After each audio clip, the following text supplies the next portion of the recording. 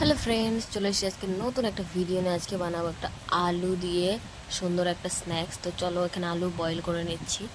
তো আলু প্রায় বয়েল হয়ে যাক, একটু লবণ দিয়ে এখানে পেঁয়াজটা একটু স্টাইলিশ কেটে নিয়েছি। পটাশ দেখো কাটা হয়ে গেছে। অন্যদিকে একটা নিয়ে নিয়েছি বেসন, কিছু মশলা যেমন চাট মশলা, অনেক লবণ, তোমরা যেমন যা দিতে পারো। তার মধ্যে একটু দিয়েছি আমি চালের গুঁড়ো। এবার আলু বয়েল হয়ে গেছে, সেগুলো দিয়ে ম্যাশ করে নেবো। করে ভালো করে মাখিয়ে নিয়েছি। এখানে তেল গরম করতে বসিয়ে দিয়েছি। তো এখানে আমার ডোটা রেডি। তো তারপরে আমি তোমরা যেমন পারো তেমন শেপ দিয়ে নিতে পারো, কোনো জল দেবে না। এভাবেই মাগু, যাতে একটা গোল গোল শেপ, বা তোমরা যেমন পারো সেরকম শেপ দিতে পারো।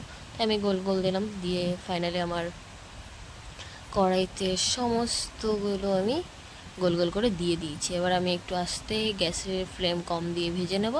তো দেখো ফাইনালি ভাজা হয়ে গেছে। এবার তুলে নিচ্ছি। দেখেই তো আমার এখনই জিভে জল আসছে, উফ।